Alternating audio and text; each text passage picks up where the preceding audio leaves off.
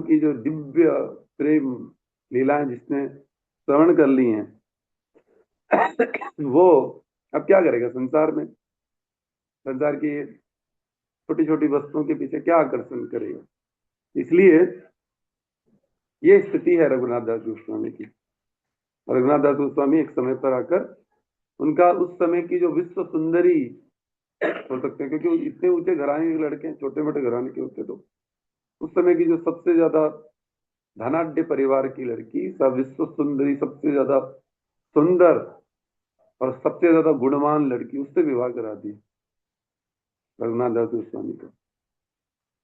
माता पिता का प्रेशर बना, ठीक है, लेकिन वो विश्व की सुंदरी कन्या और वो सब कुछ, इतना धन संपदा रघुनाथ को प्रभावित नहीं कर सकती। जिन रातों में आम जो संसारी जीव हैं वो विषय भोग करते हैं, उसमें रघुनाथ दास गोस्वामी क्या कर रहे हैं? अपनी पत्नी के साथ बैठ के ग्रंथ खोल के महाप्रभु की लीला पढ़ रहे हैं। महाप्रभु की लीला क्या पढ़ रहे हैं? महाप्रभु की लीला को बोलते बोलते बोलते उनके आंखों से अश्रु निकल रहे, आंसू निकल रहे हैं। वो कथा सुन के जो, वो तो एक साधारण ही लड़की थी ना जिससे विवाह होता, वो कोई बहुत ज्यादा बचपन से कोई महाप्रभु का संग ये सब तो ना प्राप्त, लेकिन उनका इतना तीव्र वैराग्य रघुनाथ दास गोस्वामी का कि वो कथा बोलते बोलते बोलते आंखों से अश्रु पड़ रहे हैं। वो आंसू जब उनकी गोद में पड़ रहे हैं, उन आंसुओं की गर्माहट से उसके अंदर भक्ति जागृत हो गई। वो क्या, उसके पत्नी की आंखों से भी अश्रुपात होने लग गए। ये मेरा पति क्या, इस क्या ले, क्या स्थिति है इसकी, किस लेवल की भगवान की गोलोक, हाँ महाप्रभु की चिंता लीला स्मरण कर रहे। मैं क्या सोच के आई, क्या मैं इसके साथ विषय भोग करने की सोच लेके आई, और ये क्या दे रहा है मुझे? संसार का, जगत का दुर्लभ प्रेम बोलते हैं। महाप्रभु राधार महिमा प्रेम रस सीमा, राधा रानी की महिमा और जो प्रेम, गोलोक धाम का जो दिव्य प्रेम है, वो रघुनाथ दास गोस्वामी के मुख से निष्पत हो रहा है। लगातार अश्रुपात हो रहे हैं। ऐसे रघुनाथ, उनको किसी कपड़े के द्वारा वैराग्य की आवश्यकता है? ऐसा तीव्र वैराग्य उनके जीवन में। महाप्रभु जी पागल हो गए महाप्रभु सुन के। इसलिए रूप रघुनाथ वाणी की शिक्षा के बारे में हमारे शास्त्रों में बोला गया। और ऐसे रघुनाथ कौन बांध पाए? पिताजी उनको अपनी पत्नी को बोलने के, मैं ज्यादा दिन नहीं रह सकता तुम्हारी, तो जाना होगा महाप्रभु के पास। महाप्रभु के पास जाने के लिए तक लोग, पिताजी माता जी बोलने लगे, अरे आपने इतना बड़ा विवाह करा दिया तब भी ये दुख नहीं रहा।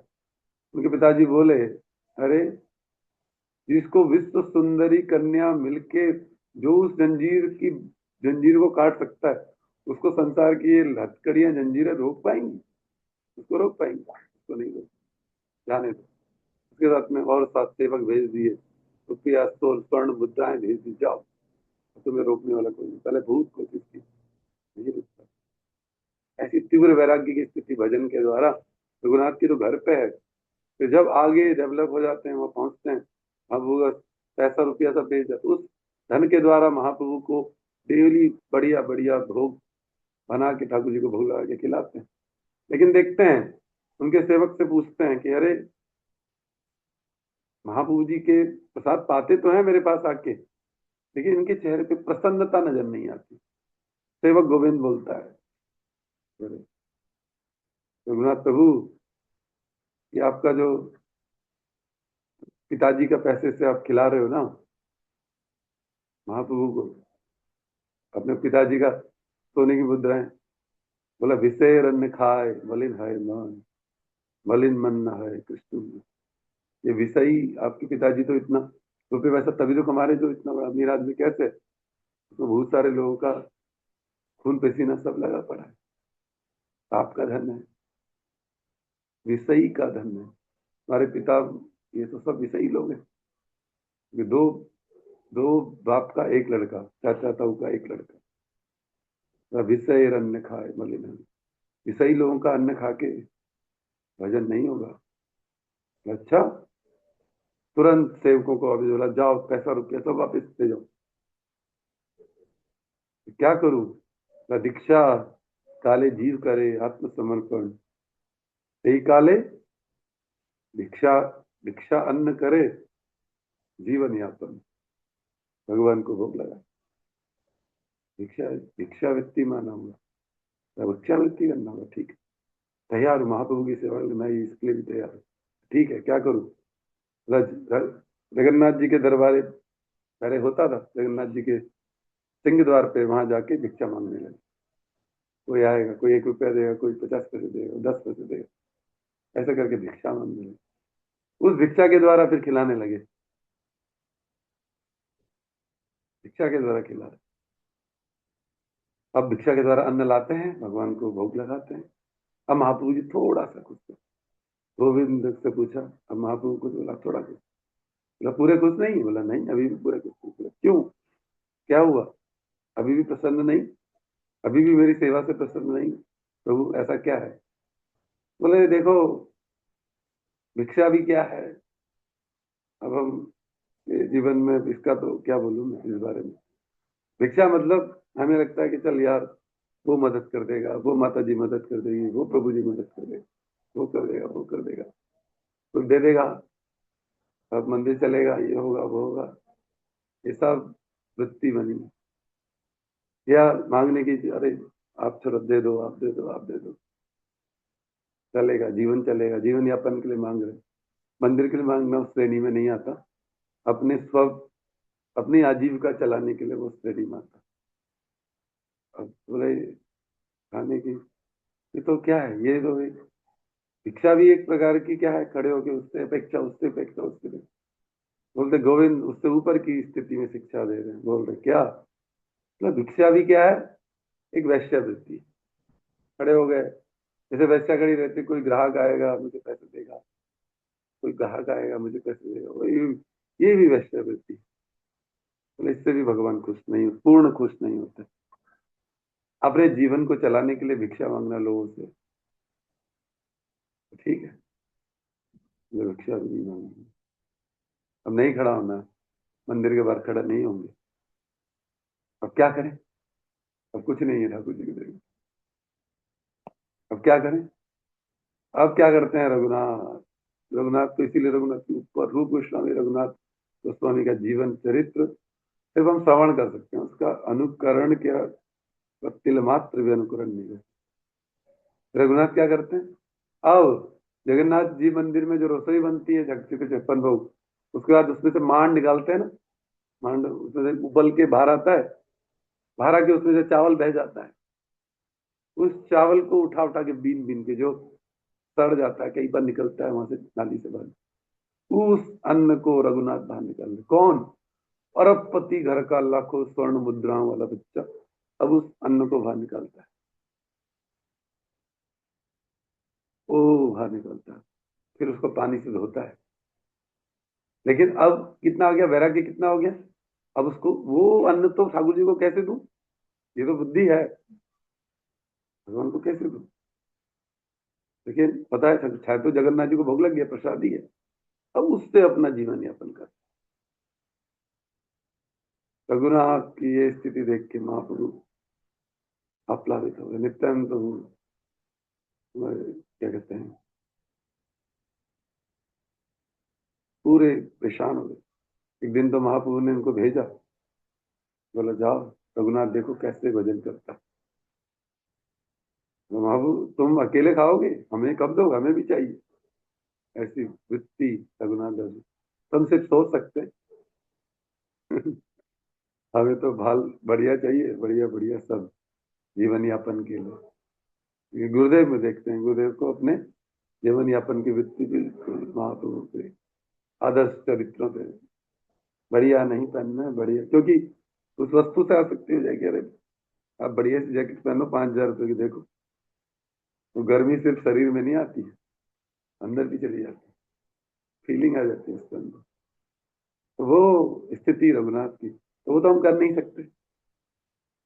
तो बात जानते हैं इस लेवल की, तो बहुत सिर्फ हाँ अपने गुरुजनों का स्मरण कर सकते हैं उनके। तो उस प्रभुपाद जानते हैं, तो ऐसे लेवल का भजन करने वाले तो फिर रघुनाथ हैं, रूप गोस्वामी है। इसलिए क्या करो, पेड़ों के नीचे भजन नहीं होगा। पेड़ के नीचे, एक पेड़ के नीचे भी सनातन गोस्वामी एक पेड़ के नीचे आज भजन करते हैं तो कल दूसरे के नीचे क्यों? क्योंकि ये पेड़ से आसक्ति ना हो जाए कि ये पेड़ अब मेरा है, ये मेरी कुटिया की जगह है, ये बुद्धि ना आ जाए। उस लेवल का भजन तो नहीं होगा। तो उनकी सिर्फ शिक्षाओं को सुन सुन के कम से कम अपने आप पे घृणा तो होगी कि हम क्या कर रहे हैं, हमारी क्या स्थिति है, स्वयं से हम चेक कर पाएंगे अपने आप को। तो उस स्थिति में प्रभुपाद हमें आदर्श देते हैं कि ठीक है, घरों में लोग रहेंगे, घरों के घर क्या है, विषय भोग का अड्डा, संसार की चिंता, संसार का सब कुछ, तो कम से कम मठ मंदिर का स्थापन शुरू करा। उस मठ मंदिर में क्या होगा, बोलते हैं प्रभुपाद का मठ क्या है, प्रभुपाद का सेंटर क्या है, प्रभुपाद का मठ मंदिर पारमार्थिक स्कूल, पारमार्थिक एजुकेशन केंद्र है। पारमार्थिक जगत का केंद्र है, पारमार्थिक शिक्षा, पारमार्थिक शिक्षा के द्वारा जीव को आत्म कल्याण में लगाना, ये कृपा है।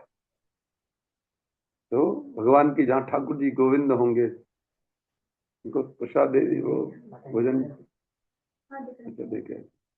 तो ये पारमार्थिक स्कूल में भगवान की शिक्षा पद्धति के द्वारा जीव आत्मबोध करेगा, और आत्मबोध के द्वारा अपने चिंतन, आत्म मंथन करेगा, आत्म सुधार करेगा। तो ये पारमार्थिक स्कूल है basically, it's education centres for spiritual education, आत्म तत्व एजुकेशन।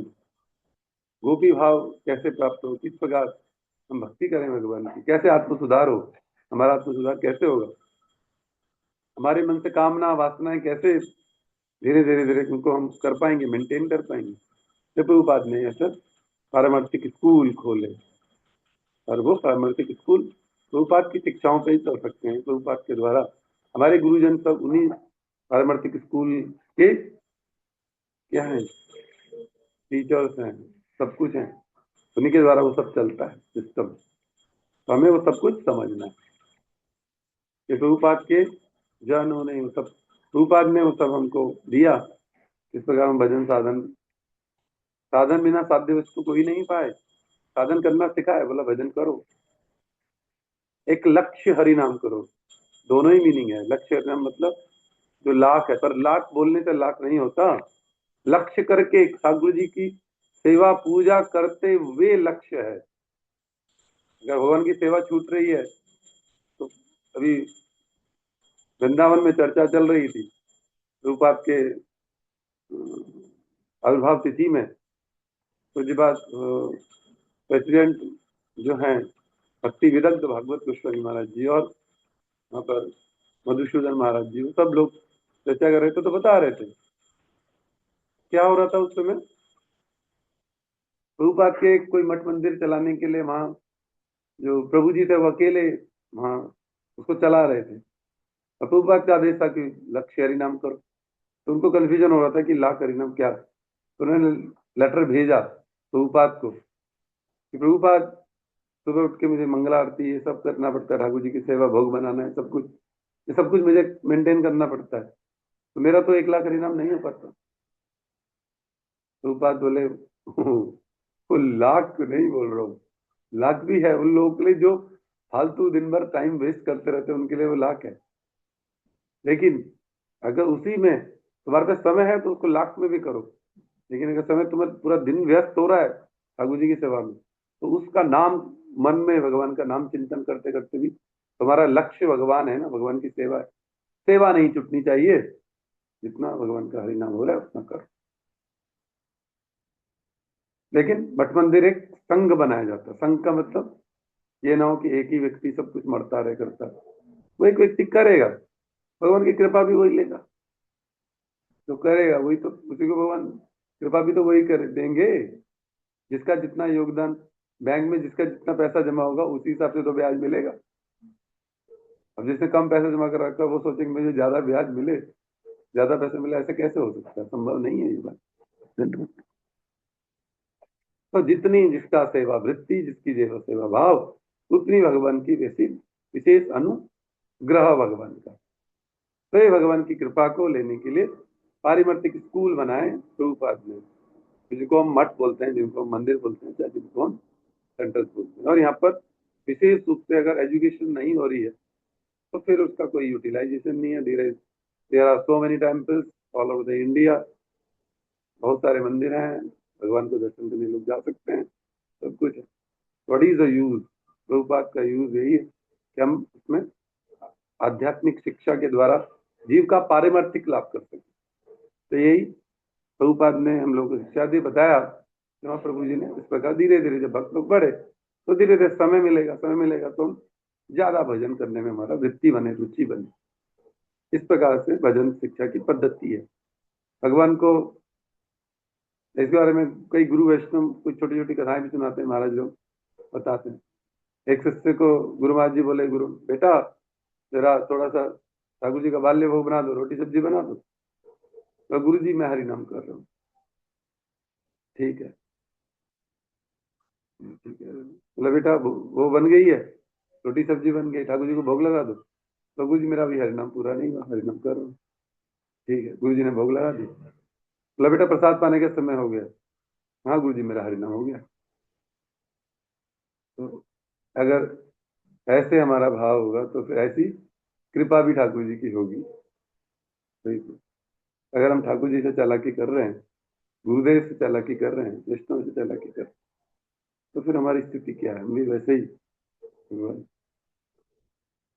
तो फिर तो अपना अपन कर्म गुंजाए समझ गए लोचन दास, कोई भुगत नहीं। तो ये समझना होगा, सेवा वृत्ति के द्वारा शुद्ध नाम हरि नाम की और अवस्था में हम लोग बढ़ेंगे। तो इसी शिक्षा पद्धति को प्रभुपाद जी ने हमको दिया है और उस शिक्षा पद्धति के ऊपर हमें चलना चाहिए। प्रभुपाद की पत्रावलियां पढ़ें, प्रभुपाद की शिक्षा को हम ले सकें। प्रभुपाद ने कुछ हमारे लिए, हमारे गुरु परम गुरुदेव ने भी इनको संकलित किया है। भजन गीति कहाँ पर देखिए, भजन गीति में अगर आप लोग, गुरु महाराज जी ने कृपा करके हम सभी के लिए विशेष रूप से अनुग्रह किया और इनको छापा हुआ भी है भजन गीतियों में।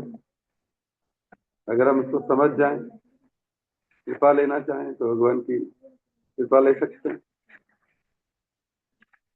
प्रभुपाद का वचन, प्रभुपाद हमें कुछ पॉइंट्स में कुछ चीजें देखे गए।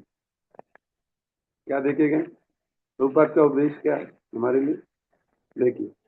इसलिए आप लोगों को सबको भजन गीति गुरुदेव ने उपलब्ध कराई है, उनमें हम लोग खोलें और उनको पढ़ें, समझें कि क्या हमें करना है, प्रभुपाद के विचारों को कैसे जीवन में धारण करना है। पेज नंबर नई बुक में 219 नंबर का है, नित्य लीला विशिष्ट भक्ति सिद्धांत सरस्वती गोस्वामी प्रभुपाद जी की वाणी। पहला क्या, पहला बोला परम विजयते श्री कृष्ण संकीर्तनम। जो गौड़ी मठ है, गवर्नमेंट का आध्यात्मिक शिक्षा केंद्र है, उनका सबसे बड़ा उपास्य वस्तु क्या है? भगवान का नाम संकीर्तन। नाम संकीर्तन मठ मंदिर में विशेष रूप से होने चाहिए, घर पे भी होना चाहिए। तो संकीर्तन के लिए प्रभुपाद पहला दे रहे हैं, संकीर्तन को ध्यान में रख के केंद्रों के संकीर्तन करो, संकीर्तन में जाओ, मनोवृत्ति तभी बदलेगी। बिना भगवान के नाम कीर्तन संकीर्तन के मनोवृत्ति में कोई परिवर्तन नहीं होगा। परम विजय से, जो परम विजय दिलाने वाला है वो कौन है? भगवान का नाम संकीर्तन। दूसरे प्रभुपाद बोल रहे हैं निर्गुण वस्तु सहित साक्षात का अन्य कोई रास्ता नहीं है, एकमात्र कान छोड़कर। तो भगवान, हम तो उनको जान नहीं सकते, वो हमारी तरह गुण थोड़ी ना है, तो हमारी तरह सत्वरजतम गुण से हो रखे, वो निर्गुण वस्तु है। उनको जानने के लिए एकमात्र एक ही उपाय, क्या? भगवान के कान से हरि कथा सुनो। कान बड़े पक्के होने चाहिए, क्या सुना था तुरंत पॉइंट नोट होना चाहिए, क्या सुना हमने, सुन के उसके दिमाग के अंदर रिकॉर्डिंग फीड हो जानी चाहिए, क्या सुना हमने, गुरु वैष्णव के शास्त्र से हमने क्या सुना। कीर्तन हम अपना जोर लगा के नहीं होगा। कीर्तन जब आप वक्ता की ओर देखते हैं तो मुख से जो कीर्तन हो रहा है उससे ही हम श्रवण होता है, कीर्तन मुख से सामने वक्ता की ओर देख के जब हम सुनते हैं उनकी ओर, मुख मुख से श्रवण हो जाता है। हमें लगता है कि भगवान को आंखों से देखेंगे, आंखों से दिखेंगे नहीं, कान से, कान के द्वारा भगवान हृदय में प्रवेश करेंगे। और कीर्तन मुख से, उनकी जो भाव भाव, उनसे भगवान के कीर्तन का भाव जागृत होता है। तो शब्द नहीं है कि हमने कीर्तन कर दिया, शब्द बोल दिए, वो भाव है। भाव कहाँ से आएगा? जब मुखमंडल में देखेंगे गुरुजनों के, वैष्णव किस भाव से भगवान को स्मरण कर रहे हैं। फिर भगवान कृष्ण का नामोच्चारण को ही भक्ति समझ कर जानना, हरि नाम पे फोकस करना। नाम उच्चारण भक्ति है, हरि नाम को ठीक से करो, कृष्ण नाम का कीर्तन अच्छे से करो, वही भक्ति है।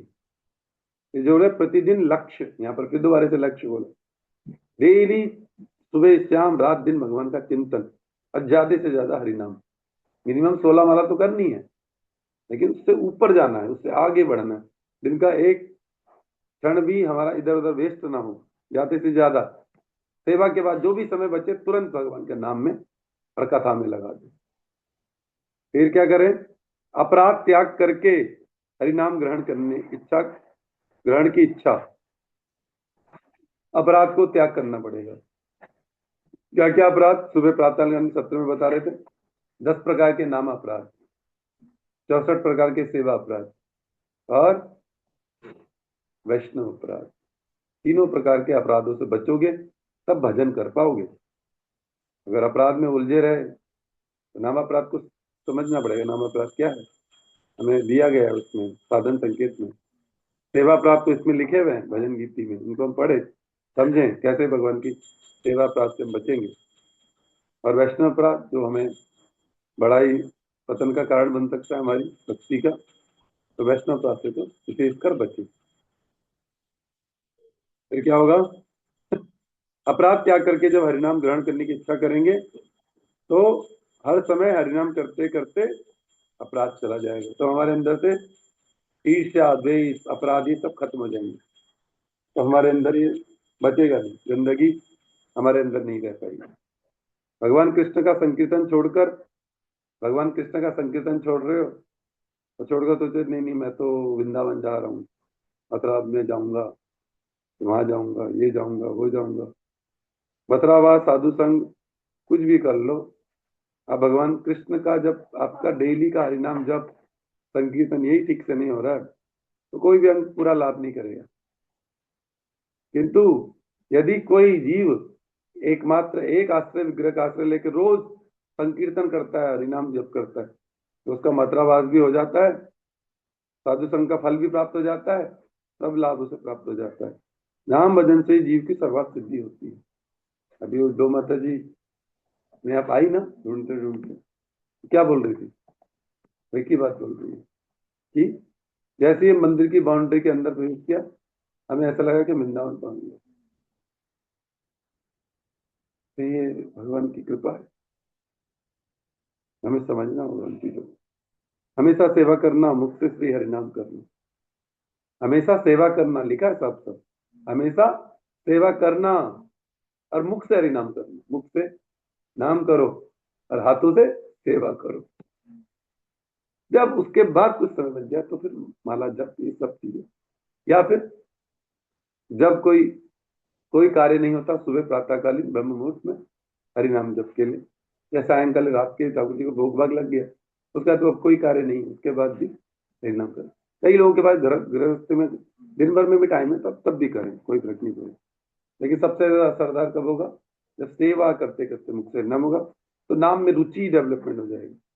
भगवान जो करते हैं हम सोचे अरे हमारे साथ उसने बुरा कर दिया, हमारे साथ उसने, ये ज्यादातर होता है, लेकिन कोई बुरा नहीं कर रहा है। भगवान जो करते हैं उसी में हमारा मंगल है।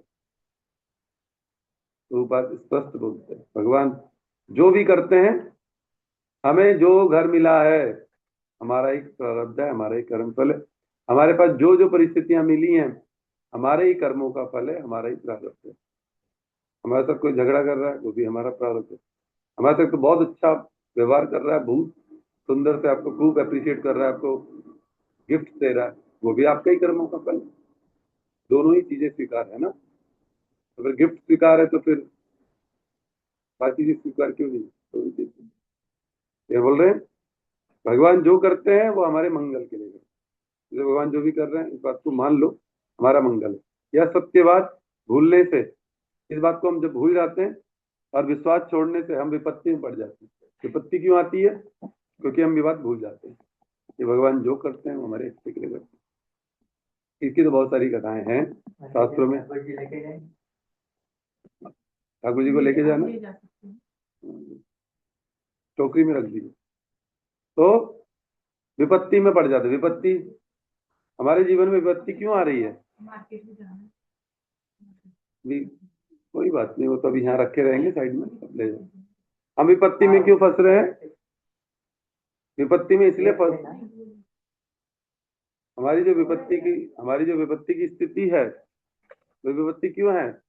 विपत्ति इसलिए है क्योंकि हमें भगवान के ऊपर पूर्ण विश्वास नहीं है। कुछ बात तो हम भगवान की मानते हैं कि भगवान ने ये हमारे जीवन में ये कर दिया, ये तो अच्छा किया, हमारा मकान बना दिया, हमारी दुकान बना दी, हमारे सब कर दिया। हमारे साथ कुछ थोड़ा सा बुरा हो गया, हम परेशान हो गए। हमारे कर्म का फल पे हम विश्वास नहीं कर रहे हैं। जो भक्ति कर रहे हैं तो भगवान पर पूर्ण विश्वास भी करना पड़ेगा। इसलिए फिर कृष्णेतर विषय संग्रह ही हमारी मूल व्याधि है। अब भगवान कृष्ण की भक्ति से अलावा जो हम संग्रह कर रहे हैं, भगवान कृष्ण है संसार करो छाड़ी, जो भगवान की सेवा के लिए जो जो चाहिए, घर चाहिए, ये चाहिए, वहां तक तो ठीक है। उसके अलावा फालतू चीजें जितनी हम इकट्ठा करेंगे तो क्या होगी? विषय संग्रह होगा। धन तो है भगवान ने दिया, लेकिन उससे संग्रह करना क्या है? मर्सिडीज गाड़ी, ठाकुर जी मर्सिडीज गाड़ी में घूमना चाहते हैं, क्या चाहते हैं भगवान? तो वो फिर वो हमारी अपनी इच्छाएं है ना। एक थिएटर बना दिया अपने लिए, थिएटर में मूवी देखोगे तो क्या है? वो फिर हमारी व्याधि बन जाएगा, हमारा रोग है फिर वो हमारा। फिर भजन कहाँ से होगा? जहां भगवान की कथा हो रही है वही तीर्थ स्थान है, समझना पड़ेगा। तीर्थ को तीर्थ बोलते हैं, वो चलते फिरते तीर्थ हैं। वैष्णव, वैष्णव लोग कौन है? चलते फिरते तीर्थ हैं। तो साक्षात भगवान की दिव्य कथाओं को आपको कृष्ण कर रहे हैं। तीर्थ घूम के आ गए, पूरी वृंदावन, पूरा हरिद्वार, कहीं भी घूम के आ गए, पता कुछ चला नहीं क्या करके आए। मतलब बांके बिहारी गए, चाट पकौड़ी खाई, घर आ गए, क्या मिला पता ही नहीं। भगवान दिखे, मोटी में टांग तो देख के आए, पूछो कैसे थे वो भी नहीं बता पाएंगे, तो उनके चित्रपट भी नहीं बना पाएंगे। क्यों? क्योंकि हमने भाई ये जड़ जगत बुद्धि से गए, और जब तक मन से स्थिति से नहीं पहुंचे तब तक कुछ नहीं। इसलिए भगवान की बिना हरि कथा के, बिना कथा के सब कुछ नहीं कर पाएंगे। जहाँ हरि कथा है वही तीर्थ स्थान है। कौन बोल रहे हैं? तो बात बोल रहे हैं। रूपानुगुणों के पद पद्मों की धूली होकर रहना ही हमारा चरम आकांक्षा का विषय है। रूप गोस्वामी, सनातन गोस्वामी, रघुनाथ गोस्वामी, उनकी जो भजन पद्धति है, उनके पाद पद्मों की जो धूली है, उसको, उसके चरणों में रहना, उनके द्वारा पोषित होना ही हमारा आकांक्षा, हमारी कि हम अपनी इच्छा से क्या भगवान के गोलोक धाम जा सकते हैं? है हमारी औकात उतनी जाने के लिए? नहीं। तो हम अपने गुरुजन हैं, रूपानुजन हैं, रूप गोस्वामी, सनातन गोस्वामी, रघुनाथ गोस्वामी, गोपाल भट्ट गोस्वामी, उनके पाद पद्मों की धूली, अपने आप को उनकी धूली मान लो। वो कृपा कर देंगे तो फिर तो कुछ कर ही देंगे। इन्होंने साक्षात ठाकुर जी के साथ खेल रहे, राधा रानी इनको, रूप गोस्वामी को अपने हाथ से खीर बना के दे रही है। हमारी स्थिति है, सनातन गोस्वामी की स्थिति देखो। ठाकुर जी खुद मदन बोल रहे, तुम्हारे साथ चलूंगा, तुम्हारे साथ खाऊंगा। बोला मैं तो अक्कड़ बाबा, मैं तुझे कुछ भी नहीं दे पाऊंगा, मैं तो कहीं भिक्षा मांग मांग के रोटी मांग मांग के खाता हूँ, पत्ते में दबाता हूँ मिट्टी के नीचे। तो कोई बात नहीं, मैं तो रहूंगा तुम्हारे साथ। कौन बोल रहे हैं? मदन मोहन बोल रहे हैं। तो क्या स्थिति है? भगवान उनके साथ रहना चाहते हैं। राधा रानी स्वयं अपने हाथों से खीर बना के खिला, तो हम उनसे ज्यादा बड़ी अपने आप को बुद्धिमान समझ के और फिर सोचे तो हमारी क्या स्थिति है? हम आत्मवंचना कर रहे हैं। तो रूपानुगुणों की पात मदनी धूली रहना ही हमारी चरम आकांक्षा का विषय है। संख्या निर्बंध रखकर उच्च स्वर से कीर्तन करने से अनर्थ चला जाता है। संख्या निर्बंध रखकर मतलब जो हमने सोचा है 16 माला रोज की, तो 16 माला अच्छे से करें, और ऊंचे स्वर से करे हरे कृष्ण कृष्ण कृष्ण हरे हरे, हरे राम राम राम हरे हरे। क्या होगा? अनर्थ चला जाएगा, जड़ प्रवृत्ति भाग जाती है। हमारे अंदर जो जड़ संसार के प्रति आकर्षण, संसार के विषय भोगों के प्रति आकर्षण बना हुआ है, ये सब भाग जाएगा। लेकिन वास्तविकता में करना पड़ेगा वैसे। यहां तक कि हरि विमुख गण जो संसार में होता है ना, शुरुआती दौर में शुरुआती भक्तों की सबसे बड़ी समस्या है, अरे प्रभु जी वो तो बाहर जाते लोग बोलने लगे अरे बड़े टीके वाले बनते हैं, हैं? 100 चूहे खा के बिल्ली हज को चली। पहले तो खूब मीट मांस खाते थे, अब बड़ा ढोंग कर रहे हैं भक्ति का। ये कटाक्ष कब तक होते रहेंगे? जब तक हमारा भजन में निष्ठा नहीं बनी। और जिस दिन भजन हमारा होने लग जाएगा, आपकी शकल देखते हो बोलेगा प्रभु जी हरे कृष्ण, माता जी हरे कृष्ण। उसकी वॉइस नीचे चली जाएगी, उसके मुंह से कृष्ण नाम निकलना, आपको देखते ही उसके मुख से कृष्ण नाम निकलेगा। कब? आपका भजन का बल आपके मुखमंडल पे होगा। तो फिर क्या होगा? हरि विमुख गण कोई कटाक्ष नहीं कर पाएगा, कोई कुछ बोल नहीं पाएगा आपसे। कब तक बोल रहे हैं? अभी हम लुंज मुंज हैं, हमारे भजन है नहीं, माथे में भाव, हमें पता हम डुप्लीकेट अभी माथे में तिलक लगा के घूम रहे हैं। तो वो दूसरा वाले डुप्लीकेट बोलते तो क्या नुकसान है? हम रियलाइज कर ले हाँ भाई अभी हम भजन ठीक से नहीं हो रहा है, वो ठीक ही तो कर रहा है, हमें जगा रहा है कि कर, बनना ढंग का भक्त बन, तो जगा रहा है आपको, अच्छी बात है। विसंग को परित्याग करने के उपाय में श्री नाम संख्या की वृद्धि करने की चेष्टा करना। अब ये बोल रहे हैं यहाँ नाम संख्या की वृद्धि की चेष्टा कैसे करेंगे? दुस्संग। अब जो लोग दिन भर मठवास कर रहे हैं, भगवान की भक्ति कर रहे हैं, उनके पास कब टाइम है संसार के लोगों से मिलने का?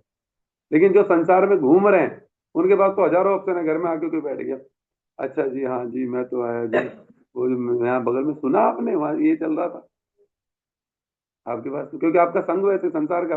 यहाँ पर आके मंदिर में आके तो 10 बार सोचेगा क्या जाऊं बोलूं क्या क्या, वो सोच रहेगा, वो चर्चा ही भगवान की शुरू करेगा। कभी जीवन में नहीं करता वो भी आके यहाँ पर हरे कृष्ण बोल के कृष्ण नाम चर्चा करे। वो परिवेश ऐसा बन, लेकिन आपके घर का परिवेश तो सब वहाँ खाना पीना दुनियादारी सब होता था, वहाँ पार्टी वार्टी, तो वहां पर आके लोग गप्पों का केंद्र बना देते हैं घरों को, क्योंकि वहां वही होता था, आज भी होता रहा। और हम उसको प्रोत्साहन दे, हम वहां से उठ के चल नहीं देते, फिर वो ऐसे ही बना रहता है। फिर क्या होता है? दुस्संग को परित्याग करने के उपाय में, दुस्संग का उपाय परित्याग कैसे होगा? भगवान के नाम, लोग आके आपके घर में बैठ जाएं, आप चुपचाप ना उनको पानी पूछो ना कुछ नहीं, अपना चुपचाप लेके मंदिर के निकल के हरिनाम करते हैं। बोला कहाँ गए थे? अरे तो भूल गए कहाँ। उस समय नाटक की जरूरत है। अपने हरिनाम पे हरिनाम बढ़ाने में उसके साथ 1 घंटा क्यों बर्बाद करना है अपना? क्यों टाइम वेस्टिंग करनी है? वो 1 घंटा लगा हरिनाम पे। दुष्संग यहाँ लिखा, दुष्संग को परित्याग करने के उपाय क्या है? नाम संख्या में वृद्धि कर दो। आज कोई घर में फालतू लोग आ गए, सोचोगे आज भगवान हमसे हरिनाम कराना चाहते हैं, उनको छोड़ के भाग जाओ। या वो चुपचाप बैठे रहे अपने हरिनाम करते, हरे कृष्ण कृष्ण कृष्ण। बोलेगा अरे कुछ देर बाद तो खुद चला जाएगा, नहीं जाएगा तो बोलेगा अरे ये तो सुकृतिवान होगा तो बोलेगा मुझे भी बता दो। आगू बताते तो उसमें उसका भला, और उठ के चल दे तो भी भला, आपका भला। ये तो आपका भला होगा या उसका, किसी का तो भला होगा नाम करने से। यहाँ पर ही समझना है, नाम संख्या की वृद्धि की चेष्टा दुसंग को परित्याग करने का उपाय। इंद्रिय तर्पण में कीर्तन हरि कीर्तन नहीं है। अब इसको प्रभुपाद बहुत विशेष रूप से बोल रहे हैं। इंद्रिय तर्पण में कीर्तन मतलब इसका मीनिंग कौन समझा सकता? इंद्रिय तर्पण में कीर्तन, हमारे कानों को अच्छे लगने वाला कीर्तन है ना, हमारा जो मन को अच्छा लग रहा है। हम तो जी गढ़वाल में रहते हैं तो इसलिए हम तो भेड़ पाको हम वो सुनेंगे, या हम वो सुनेंगे बलू लग, जो भी। हिंदी वाले हिंदी सुनने को, बंगाल वाले बंगाली, उड़िया वाले उड़िया, इंग्लिश लोग अंग्रेज लोग अंग्रेज। जिसको किसी भक्त ने नहीं गाया, जिसको किसी भगवान की ऑथराइजेशन नहीं है भक्तों का, उसमें कोई शुद्ध भाव नहीं है, हमारे कानों को अच्छा लगता है। फिल्मों में आते हैं ना भगवान के जो हमने कई बार सुना है, मधुवन में कभी कान्हा किसी गोपी से मिले, ये राधा क्यों न जले। अब क्या है, लग रहा है ना कानों को, तो बढ़िया लग रहा है, संगीत बज रहा है, कैसे बज रहा है, म्यूजिक हो रहा है, लेकिन उससे क्या हो रहा है, नरक जाने का रास्ता खुल रहा है। राधा तत्व की, राधा रानी के बारे में उठपटांग बोल रहा है वो भजन। जो लिखने वाला है वो भी विषय भोगी, जो सुनने वाले हैं वो तो है ही, उनके समझ में नहीं आ रहा, वो तो खुश हो रहे हैं, बहुत बढ़िया, लगान फिल्म में बहुत बढ़िया कृष्ण का भजन है। तो शिक्षा के बगैर सब मूर्ख हैं। बोलते हैं इंद्रिय तर्पण में कीर्तन, श्री हरि कीर्तन नहीं है, वो भगवान का कीर्तन नहीं है। गाते रहो 4 घंटे तक, हम बहुत बढ़िया से कीर्तन करके आए। क्या करके आए? हमने ना कोई गौड़ी भजन बोला, हमने कुछ नहीं बोला, हम बस हिंदी बोलते रहे, अंग्रेजी बोलते रहे, जो भी बोलते, गढ़वाली बोलते रहे, हिंदी बोलते रहे, जो भी, बोलते बोलते बोलते बस खुश हो गए खुद। आज हमारा भगवान का भजन हो, क्या भजन हुआ? ना महामंत्र किया, ना किसी गौड़ी भजन, नरोत्तम ठाकुर बच्चों, ना किसी शुद्ध भक्त का, यहाँ तक कि चलो हिंदी में कोई प्रॉब्लम नहीं है, सूरदास जी का कोई भजन बोला, मीराबाई का कोई बोला। जिस मीरा ने भगवान को प्राप्त किया, सूरदास जी ने भगवान के, तो उनके भजनों से भगवान मिलेंगे? उनके भजनों से नहीं मिलेंगे, किससे मिलेंगे? हमने जो लिख दिया उससे मिलेंगे? संभव है? तो क्या बोल रहे हैं प्रभुपाद, केवल सुर ताल लय, यह सब कीर्तन नहीं होता। बढ़िया कैसे बजा दो, ढोलक बजा लो अच्छे से, सुर लय ताल सब कीर्तन नहीं है। श्रीमन महाप्रभु हमें अच्छा गायक होने को नहीं कह के गए हैं। महाप्रभु ने नहीं बोला कि हमें बहुत अच्छा गायक बनना है। केवल नाना प्रकार के सुर, सुर राग बोल रहे हैं, या लोगों को मुक्त करने के कीर्तनकारी नहीं हुआ जाता। अपने इंद्रियों का तर्पण करना ही हरि कीर्तन है। शरीर को कष्ट हो जाता है जब उस भगवान के कीर्तन को लगे, तो मन को अच्छा लगेगा नहीं, क्योंकि मन का स्वभाव है नीचे की ओर जाना, लेकिन भगवान को अच्छा लगेगा, करते करते अभ्यास बनेगा।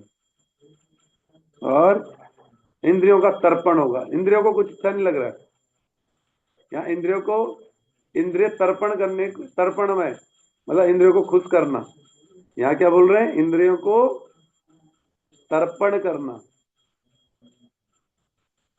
इंद्रियों का तर्पण मतलब उनको शांत करने के लिए शुद्ध भजन को करना पड़ेगा, जिससे भगवान खुश होते हैं। हरि, उसी को हरि कीर्तन बोला जाता है।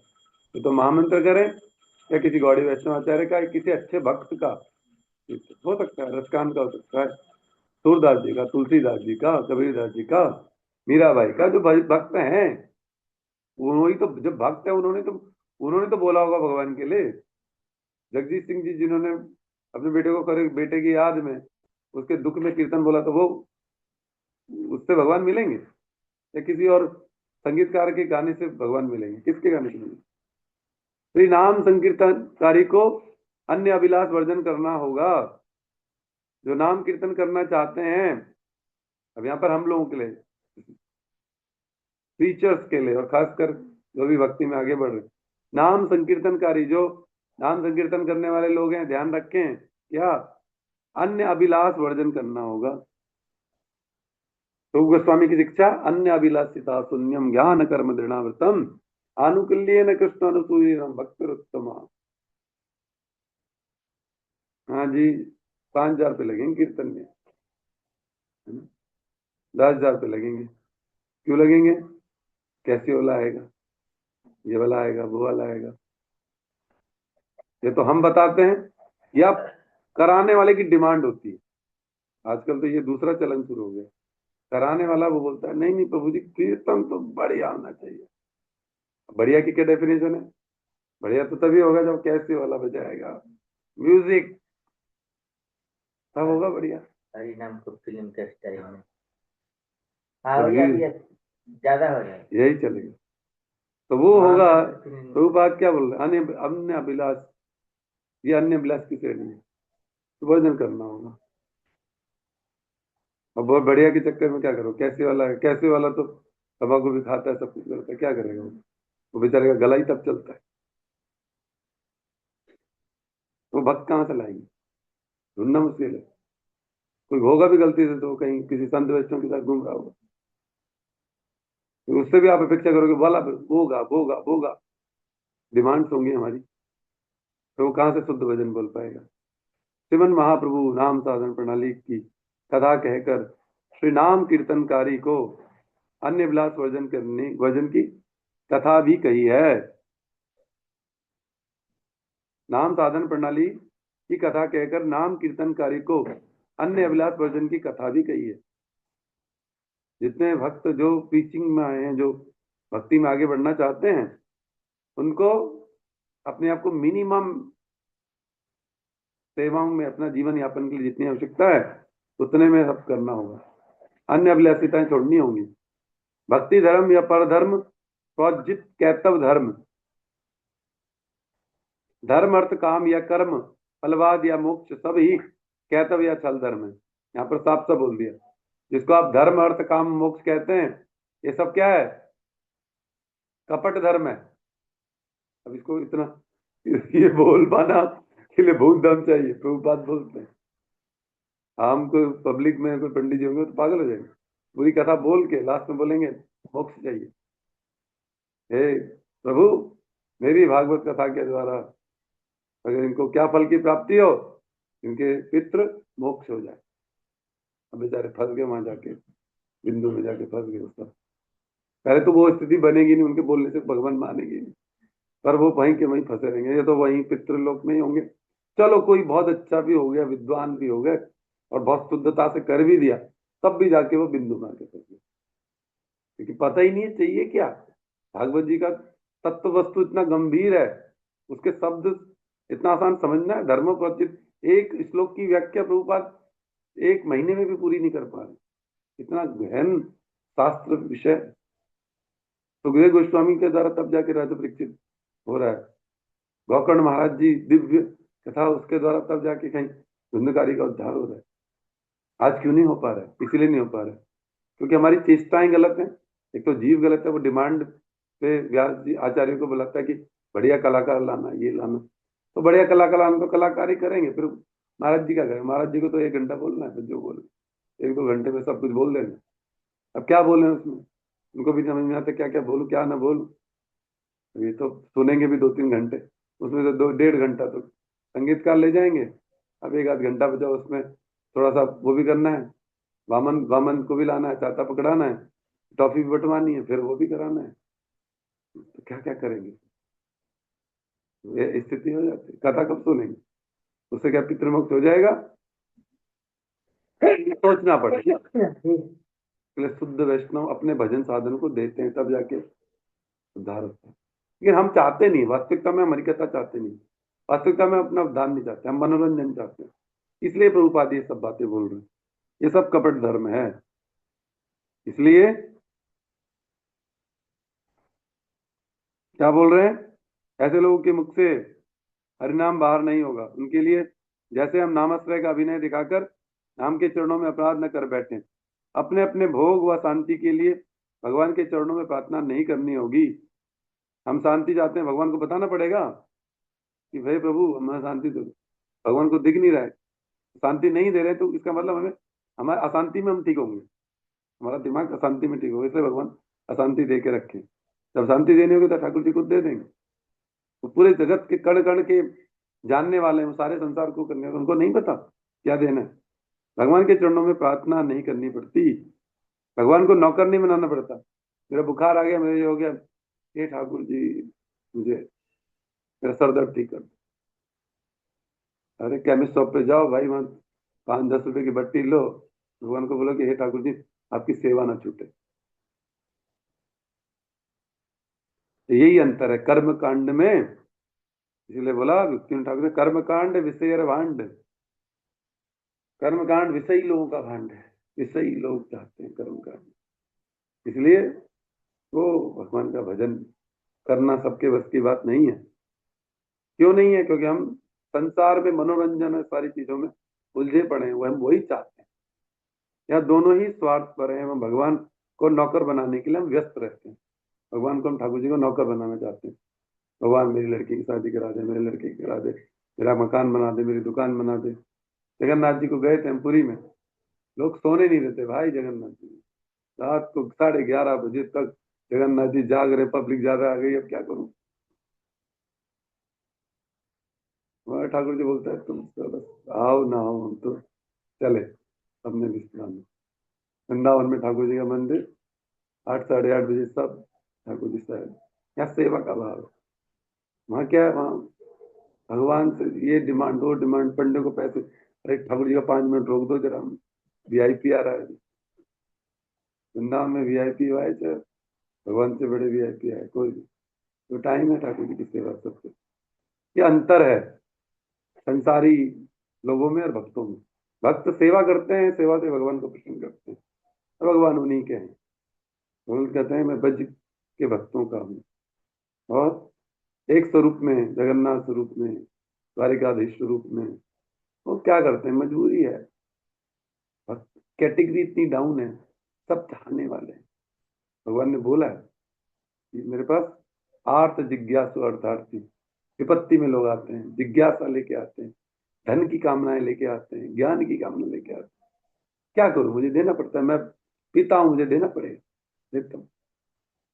किस स्वरूप में देता हूँ, जगन्नाथ जी स्वरूप में देता हूँ, द्वारिकाधीश स्वरूप में देता हूँ, बद्रीनाथ जी स्वरूप में देता हूँ। इस प्रकार भगवान को नौकर ना बनाए। यहाँ प्रभुपाद ये सिखा रहे हैं। अगर हम रागानुगा भक्ति में जाना चाहते हैं तो यहाँ गोपियां ठाकुर जी से कुछ मांग रही हैं, कुछ नहीं। बोल कन्हैया बोल तुझे मैं कौन सा भजन सुनाऊं, ऐसा कोई राग बता दे तू नाचे मैं गाऊं। उस भगवान को, तो आज तू बहुत थक और के आया होगा, बोल क्या क्या खिलाना तुझे आज। यशोदा मैया उनको खिला रही, आज क्या नहीं है तो क्या खाएगा। गोपियां बोल रही हैं आज तुम्हें क्या, कैसे हम क्या खिलाएं, क्या कैसे करें जिससे तुम, कोई कौन सी ऐसी ललिता बजाएं बांसी, विशाखा मृदंग। विशाखा जब मृदंग पकड़ लेती हैं, ललिता जी बंसी बजाती हैं, उनका जो दिन भर में थोड़ा बहुत भी हल्का फुल्का, तो सब शांत होके भगवान विश्राम करते, नृत्य करते, भगवान नाच रहे हैं। नाचे नंद दुलाल तुझे गोपाल, गोप किशोर वनमाली। वो आनंद लेने की आनंद वस्तु है भगवान। हम उन्हें टेंशन दे रहे, मेरे ये करा, मेरा वो करा, मैंने तेरी ये सेवा करी, मैंने इतना हरिनाम किया, तू कर, मेरा काम कर, मेरा नौकर बन। ये प्रभुपाद का विचार नहीं है, ये गौड़ी विष्णु का विचार नहीं है, ये रागानुगा भक्ति का विचार नहीं है, ये संसार के लोगों का विचार है, और यही कर्मकांड की श्रेणी में आता है। गौर पदाश्रित का सुदीर्घ विप्लम्ब ही अप्राकृत स्वाभाविक भजन है। इसलिए नाम ग्रहण काल में जड़ चिंता का उदय होने से, जब हम नाम कर रहे हैं और जड़ चिंता उदय हो रही है, तो श्री नाम ग्रहण में शिथिलता नहीं करना है। भगवान का जो नाम ग्रहण का गौण फल स्वरूप, जो भी आप नाम करेंगे उसके गौण स्वरूप वृथा जड़ चिंता क्रमशः धीरे धीरे दूर हो जाएगी। पहले मन नहीं लगेगा, करते करते करते करते नाम में मन लगेगा। इसके लिए अपने आप को व्यस्त नहीं होना होगा। आगे भी फल की संभावना नहीं है। अति आग्रह के साथ कृष्ण नाम न होने से जड़ चिंता किस रूप से जाएगी। काय मनोवाक्य से श्री नाम की सेवा करने से ही श्री नामी परम मंगलमय स्वरूप प्रदर्शन करेंगे। जो नाम और नामी भगवान है, तो जब हम काय शरीर मन और वाक्य से भगवान की नाम सेवा करेंगे तो क्या होगा, हमारे जीवन में भगवान नामी प्रकाश कर देंगे। वो हमें अपना स्वरूप दर्शन कराएंगे, हमें कृपा करेंगे। श्री नाम ग्रहण करते करते सारे अनर्थ दूर होने से, श्री नाम से ही, ये नाम करते करते करते अनर्थ तो दूर हो जाएगा। अनर्थ दूर तो होते सारी संसार की चिंताएं, जड़ चिंताएं खत्म हो जाएंगी। और नाम से ही क्या होगा, भगवान का रूप गुण लीला। अब हमें स्वप्न आएंगे तो हम देख रहे हैं, हम ठाकुर जी के कहीं गुरु जी के कीर्तन में घूम रहे, नाच रहे, हरि बोल कर रहे हैं। कभी लगेगा अरे ठाकुर जी की, हम वहां पर वृंदावन में घूम रहे हैं बंसी बट पर, हमारे साथ भगवान की वो लीलाएं दर्शन प्रारंभ होंगी। कब, जब नाम अच्छे से होगा, सेवा अच्छे से होगी, सेवनमुखी जीवा से नाम होगा। इसलिए सब लीलाएं स्मरण भी आने शुरू हो जाएंगी। अभी वो सब ब्लॉक की हुई है। ब्लॉक क्यों की हुई, क्योंकि वो हार्ड डिस्क में भी ऊपर जो मैला चढ़ा हुआ अनर्थ का, वो अभी हटा नहीं। जब वो हटेगा तब वो नेक्स्ट दरवाजा तब खुलेगा। एक दरवाजे के अंदर दूसरा लॉक है, पहले वाला लॉक पहले खुलेगा अच्छे से नाम के द्वारा। भगवत विमुख प्रपंच यंत्रणामय परीक्षा का स्थान। ये संसार सारा क्या है? प्रपंच। यहाँ पर यंत्रणा है, प्रॉब्लम्स है, ताप है, ये परीक्षा का स्थान है। सहिष्णुता, दैन्य और पर प्रशंसा प्रभृति यहाँ श्री हरि भजन में सहायक है। अगर भजन करना चाहते हो तो सहिष्णु बन के रहो। सहिष्णु मतलब आराम से, सहिष्णु का देखना नेट पे उसके। और दैन्य, दैन्यता, भक्तों के अंदर दैन्यता गुण है, दैन्यता गुण है। हम अरबपति, हम खरबपति जी, हम तो क्या, हम तो कद्दू पेटी, हम तो ये कर सकते हैं, वो कर सकते हैं, बोलने से होगा नहीं। धन्यता चाहिए। करने वाला बोलता नहीं, करने वाले बातें कभी बरसते नहीं, और जो बरसते हैं वो कभी गरजते नहीं, शांत होकर कर लेते। संसार में पता चल जाता है कि भाई कितना समुद्र के अंदर गहराई है। दैन्य भाव चाहिए, पर प्रशंसा, और अपने साथ वालों को अवगुण ना देखकर उनके गुण देखो। अवगुण तो हमारे अंदर भी हजारों। पर प्रशंसा प्रवृत्ति यहाँ श्री हरि भजन, ये हरि भजन में हमारी सहायक बन जाएगी। अगर ये तीन चीजें हमारे अंदर आ गई तो सोचो अब हम भगवान की कृपा पाने के लिए लाइन में अब अच्छी तरह खड़े हो गए। इसलिए सभी के सहित बंधुत्व, अपने साथ गुरु भाई गुरु बहनें सभी के साथ बंधुत्व रखें। सब वैष्णवों के मन की बात रखकर चलना। अब ये कैसे होगा? ये तो इतना आसान नहीं है। इसके लिए हमारे परम गुरुदेव का एग्जाम्पल दिया जाता है। परम गुरुदेव को कई बार क्या होता था, परम गुरुदेव को ध्यान रहता था हमारा कोई गुरु भाई है, भाई इनको पकौड़ा पसंद है, इनको रसगुल्ला पसंद है, इनको आलू चोखा पसंद है, किसी को ये पसंद है। परम गुरुदेव हमेशा ध्यान रखते थे। प्रवेशन जब होता था तो परम गुरुदेव कहते थे देखो देखो, अरे इनको चोखा पसंद है, इनको चोखा ज्यादा दो, उसको रसगुल्ला पसंद है, इसको दो दो, दो रसगुल्ले इसको दो, और इसको रसगुल्ला पसंद है। तो वो ध्यान रखते थे। वैष्णवों का क्या करते थे, क्या अपनी सेवा कराने से ज्यादा दूसरों का ध्यान रखना। उसको क्या पसंद है, उसकी पसंद के हिसाब से उसको और दे। किसी को पकौड़ा ज्यादा पसंद है तो पकौड़ा ज्यादा दे, किसी को रसगुल्ला पसंद है तो उसको रसगुल्ला ज्यादा दे। सबको एक चीज पसंद नहीं होती, सबका अलग अलग पसंद है। इतना जान पाना, फिर उसके हिसाब से उसको सेवा भी कर देना, ये बहुत बड़ा गुण है। बोलते हैं यही बंधुत्व है सब वैष्णवों का, प्रसन्नता। इसे ठाकुर जी का 56 भोग है, कोई ना कोई एक चीज तो पसंद आएगी आएगी।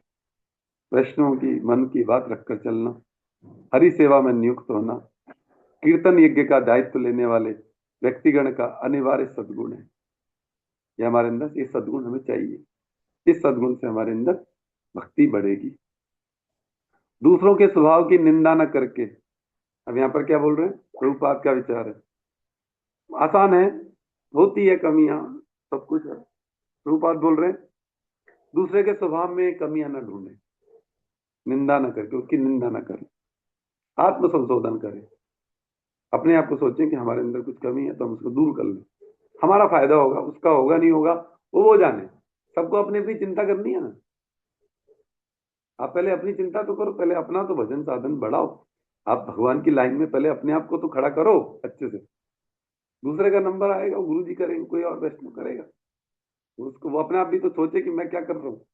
अब वो खुद ही नहीं सोच रहा तो उसको बोल बोल के भी क्या हो जाएगा, कुछ नहीं होगा। अब बच्चा पढ़ना ही नहीं चाहता, बोले पढ़ पढ़ पढ़, वो क्या पढ़ेगा ही नहीं। अब उन बच्चों को ध्यान नहीं दिया, 3 लड़कियां कूद गई। क्यों? बाप ने एक बार मना किया। ध्यान देने का, मना करने से हो जाएगा? ध्यान नहीं दिया, उनको क्या चाहिए, उनको प्यार से उनको हैंडल नहीं किया, उनको पूछा नहीं बेटा चलो हमारे साथ चलते हैं, घूमने चलते हैं, आपको कुछ खिलाते हैं, कुछ करते हैं, आपको कुछ बनाते हैं। ये सब विषय वहां है। मना करने से कोई व्यक्ति सुधरता है? बच्चे सुधरते हैं? कौन सुधरता है? कोई नहीं सुधरता। दूसरों के स्वभाव की निंदा न करके आत्म संशोधन, यही भक्ति का गुण है। इसी में 21 बातें, 21 पॉइंट्स किसने बताए? प्रभुपाद ने बताया। यहीं पे आज की कक्षा को हम विश्राम देते हैं। एक एक पॉइंट बड़ा बड़ा कीमती है, बेस कीमती, हीरे के बराबर कीमती है। अगर इसमें से हमने